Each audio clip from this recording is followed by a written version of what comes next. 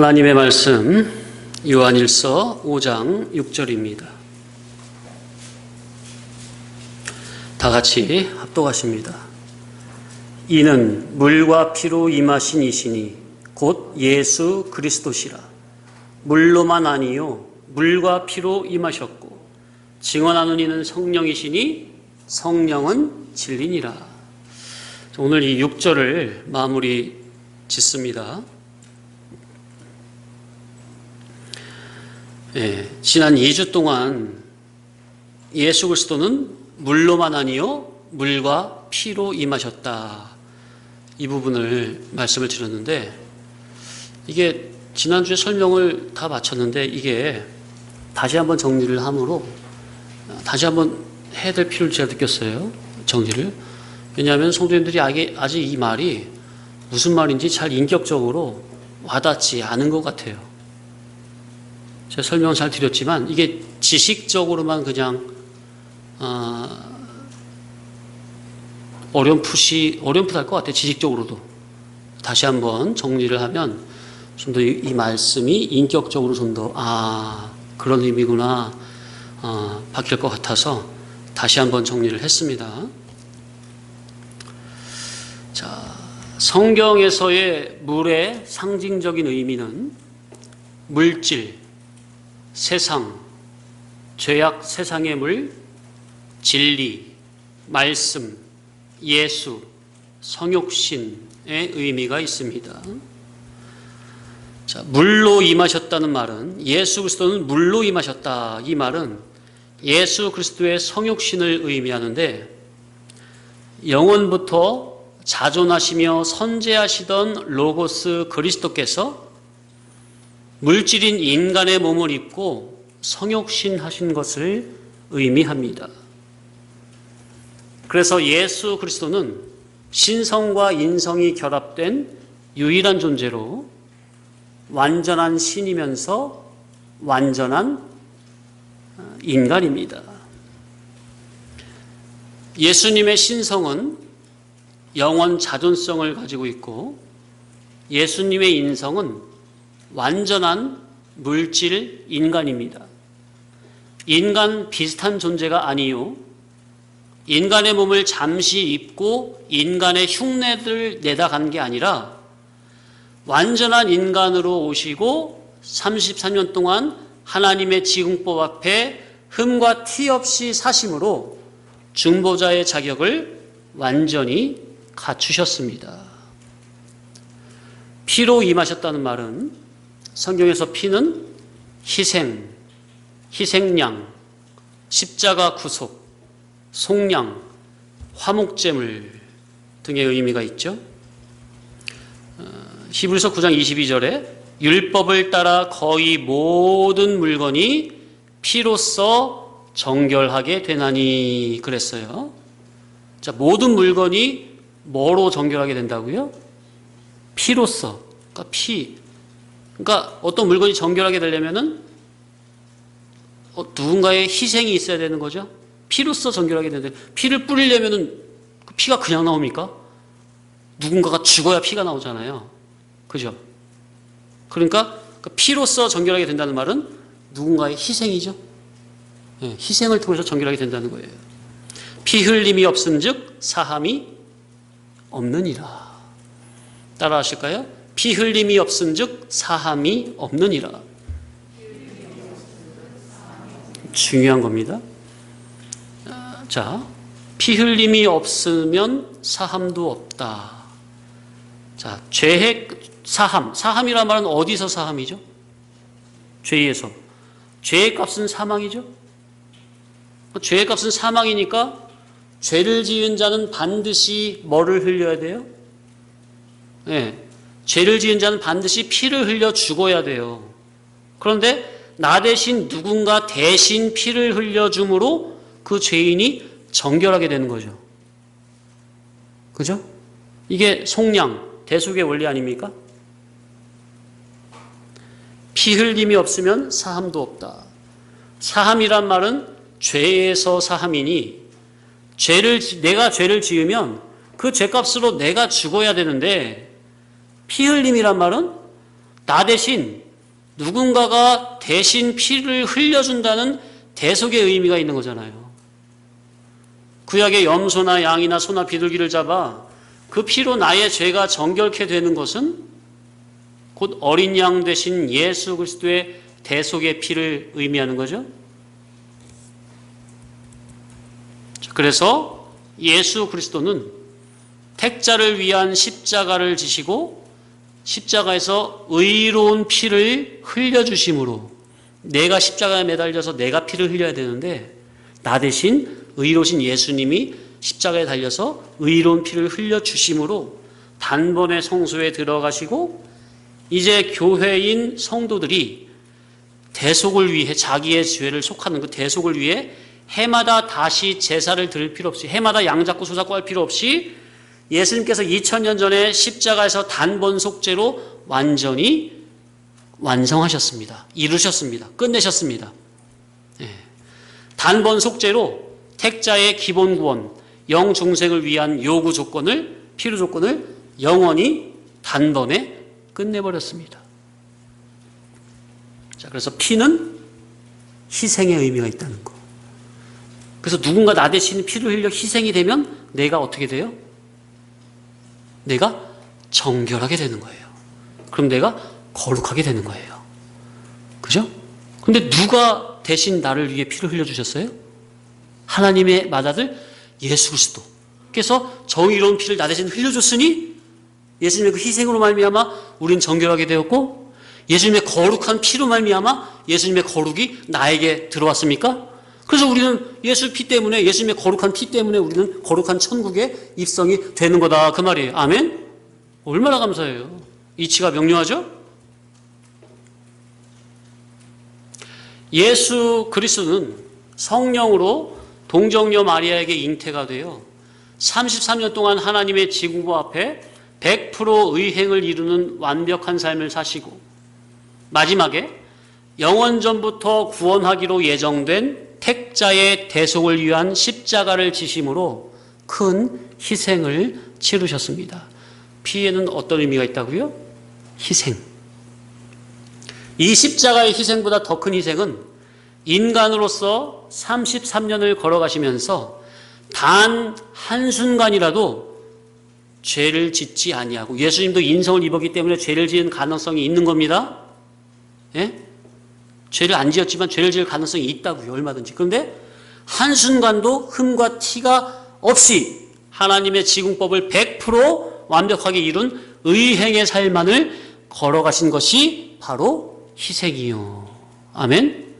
이보다 더 큰 희생은 조물주이신 신이신 하나님께서 낮고 천한 인간 세상에 물질인 인간의 몸 안에 구속되어 오신 것이 가장 큰 희생입니다. 아멘? 아니, 만능의 능력자, 그렇게 자유로우신, 뭐든지 다 하신 그분이, 그런 신이신 하나님이 인간의 몸덩어리 안에 감옥처럼 구속이 돼가지고 오신다는 그 자체가 얼마나 큰 희생입니까? 그러니까 그건 신이 인간 되어 오신 거는요, 우리 인간보로 구더기로 살아라, 그거보다 더 큰 희생이에요. 자, 구더기 그 똥뚜껑에서 그 똥 먹고 사는 게 최고의 낙이잖아요. 그죠? 그런데 그 구더기에게 인간의 두뇌가 있다고 생각해 보세요. 그만큼 지옥이 있을까요?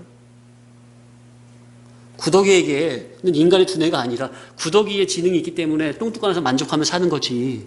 만약 그 구더기에게 인간의 두뇌가 있다고 생각해 보세요. 그처럼 비참한 삶이 없는 거죠. 그죠? 그거보다 더 비참한 게 신이신 하나님이 인간의 몸 안에, 몸이란 감옥 안에 구속되어 오신 거예요. 희생, 피.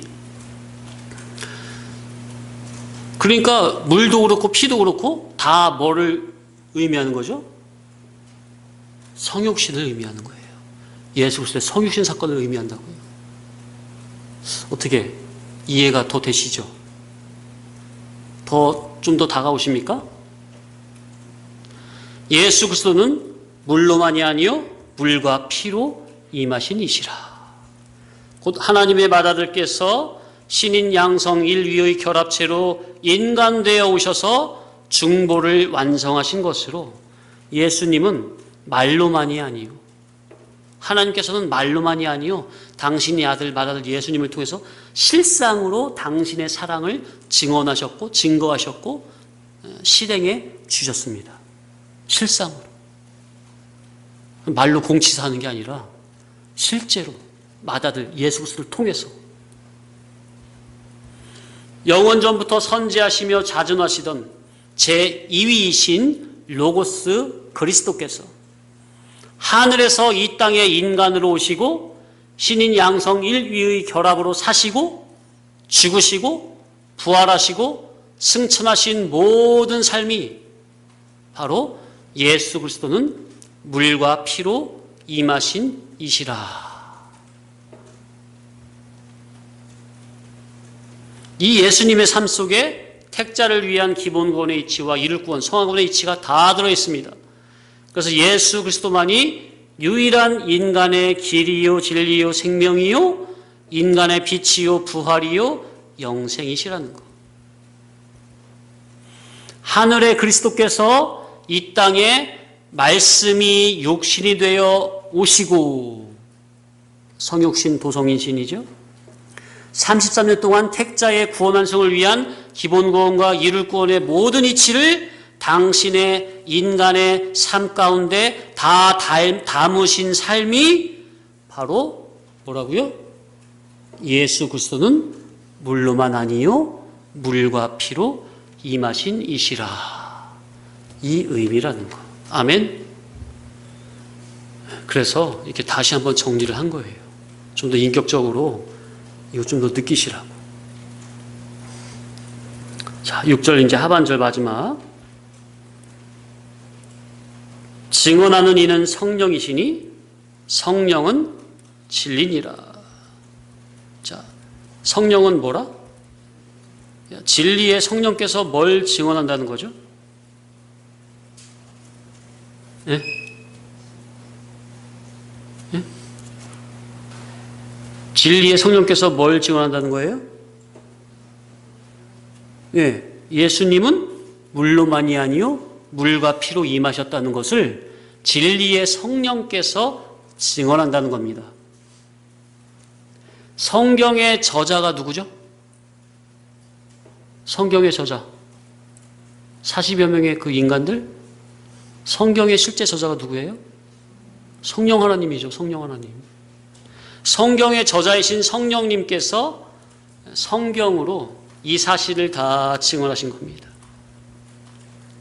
복음 진리와 성령님의 감화 감동으로 믿는 자들의 심령 안에서 내적으로 진리 복음이 깨달아지도록 감화 감동을 하시는 분이 누구세요? 성령 하나님이십니다. 아멘. 그러니까 이 성령님은 어머니 같은 분이세요. 어쩔 때 보면 아버지 같기도 하고 어머니 같기도 하고 친히 그냥 세밀하게 세심하게 다 살피면서 복음을 진리 복음으로 깨닫게 해. 그걸 이제 사건에서 믿음을 쓰려면 그 실제 자기의 인격 자체가 되려면 사건이 있어야 되잖아요. 그 성령님이 친히 사건도 다 마련해서 보내주셔. 각 사람에 맞는 사건을, 각 사람에게 꼭 필요한 사건을, 평안, 환난, 고난, 질병 여러 가지 다양하게 사건을 성령 누가 보내주신다고요? 성령 하나님이 보내주셔. 또 거기서 그 사건에서 믿음을 쓰라고 내 마음 안에서 양심을 통해서 계속 이렇게 도와주시고 탄식하심으로 기도하시고 얼마나 감사합니까? 그런 의미에서 예수님께서 뭐라고 하시면 가시면서 내가 너희를 버리지 아니고 다시 오리라 그랬잖아요. 반드시. 그죠? 성령님을 보내신 거예요. 그래서 예수님이 뭐라고 했죠? 내가 너희들과 함께 있는 것보다 내가 아버지께 가는 게 너희에게 더 유익이라. 왜? 예수님이 이 세상에 계시면 1대1이잖아요. 예수님이 내 옆에 계셔야만 멘토처럼 뭘 말씀을 들을 수 있고, 그죠? 안 계시면, 내 옆에 안 계시면 뭐 안 되잖아요. 근데 예수님이 가셔버리면 영으로 통합니까? 진리의 영으로 통합니까? 진짜 보혜사, 진짜 스승 되셔가지고 진리의 말씀을 성령님이 그때그때 각성적 영감과 조명적 영감으로, 회고적 영감으로 하나님 말씀을 깨닫게 하십니까? 생각나게 하십니까? 친히 인도해 가십니까? 그런 면에서 훨씬 유익이에요. 예수님이 직접 우리 옆에 인간으로 계신 것보다 가신 다음에 성령님으로 영으로 계시는 게 훨씬 우리에게 유익이라고요. 믿어지시죠? 네. 또 예수님이 가셔야 유익이란 말은 예수님이 옆에 있으면 어떻게 될까요? 미주알 고주알 다 예수님께 물어보네. 자기가 뭘 안 하려고 그래. 그럼 어떻게 되는 거예요? 신앙 믿음이? 신앙이 성장이 돼야 안 돼요? 안 돼요. 안 돼요. 그래서 저는 신앙 상담을 잘 안 하는 거예요. 일반 목회에서는 신앙 상담이 되게 중요한, 그러니까 설교 다음으로 신방이나 신앙 상담이 설교 다음으로 중요해요. 네? 왜냐하면 그 목양이라고 하죠. 양을 치는 거, 교회 관리하는 거, 교인들 떨어지지 않게 하는 거. 그거는 소극적인 거예요. 소극적인 거. 지혜로운 부모는 아기들한테 생선을 요리해서 그걸 다 먹여주는 겁니까? 아니면 물고기 잡는 법을 알려줍니까?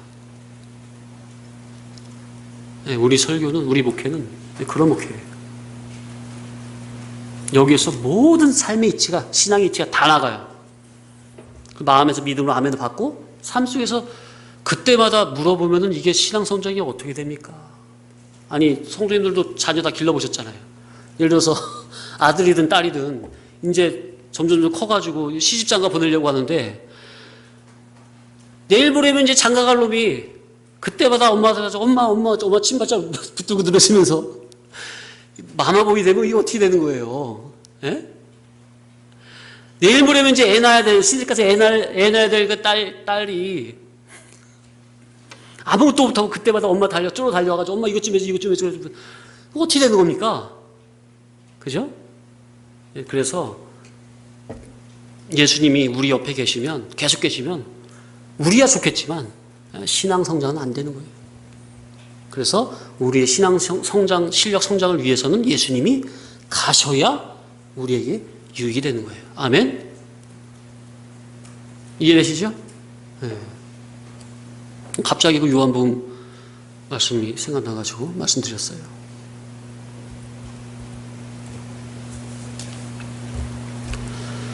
그러니까 성령님은 일단은 뭘로 깨닫게 하세요? 복음 진리를 깨닫게 하신다는 거예요. 그래서 말씀을 들을 때 내 안에서 복음 진리가 깨달아지도록, 아멘이 되도록 감화 감동을 시켜주시는 분이 누구라고요? 성령님이시라는 거예요. 성령께서 당신의 감화 감동을 받은 진리의 종을 붙들고 진리 복음으로 가르치시며, 그리고 성도님들이 말씀을 이 시간 잘 배웠으면 말씀 배운 게 이것이 무슨 능력이죠? 아까 제가 밴드에 올린 거기 보니까 무슨 능력이 이것이? 예, 지식적 능력이죠. 지능이죠, 이것이. 예, 지능은 깨달음이 된 거예요. 깨달은 것이 이제 지식적으로는 있지만은 아직 나의 기능으로는 안 됐잖아요. 지능은 있지만 기능은 안 됐죠. 그러니까 깨달은 지능이 나의 실제적으로 기능이 되라고 이제 성령님이 또 뭘 보내세요? 성도님들에게 적절한 말씀을 실천할 수 있는, 써먹을 수 있는 적절한 사건 환경을 보내주세요. 거기서 내가 깨달은 지능을 믿음으로 순종하면 이제 뭐까지 생겨요? 영적인 기능까지 생기는 거예요. 그래서 이 세상에서 진리 지식의 능력과 그 진리 지능을 가지고 삶 속에서 순종함으로 진리의 지능과 영적인 지능과 기능이 잘 갖춰져야 천국을 나중에 하나님이 우리에게 맡겨줬을 때 무한한 천국을 마음껏 다스릴 수 있는 능력자가 되는 겁니다. 진리 지식의 능력, 진리 기능의 능력이 없으면 천국을 줘도 못 써먹어요.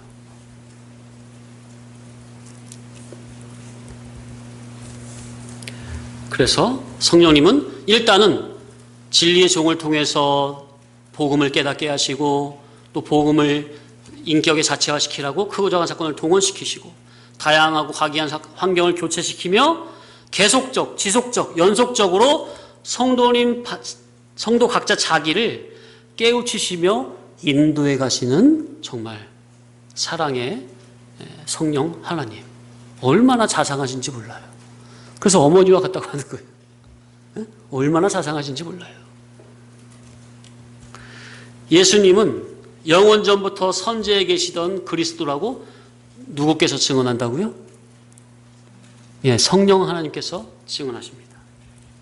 성도 자기가 현재 첫째, 창조주 하나님이 나의 아버지로 믿어지고, 둘째, 예수 그리스도께서 나의 중보 구원자로 믿어진다는 것은 누구의 역사 때문에? 예, 성령님께서 내적으로 진리와 영감으로 감화 감동을 해주시기 때문에 내가 그것이 믿어진다는 거. 아멘? 예, 얼마나 감사해요. 자, 그리고 성령님은 내 안에 중생된 영과 함께 영원히 내주 결합으로 계시죠? 따라합시다. 내주 결합. 그러니까 성령님이 내 안에 예수 피로 말미암아 내 안에 영이 허물가지로 죽었던 영이 중생됐잖아요. 거듭났잖아요. 그 인간의 직접적인 생명인 그 영의 생명과 성령 하나님이 내주 결합으로 계신다고요. 이 접선이 아니라 결합. 떼려야 뗄 수 없는 결합. 영원히 천국까지 그대로 견인해 주시는 거예요.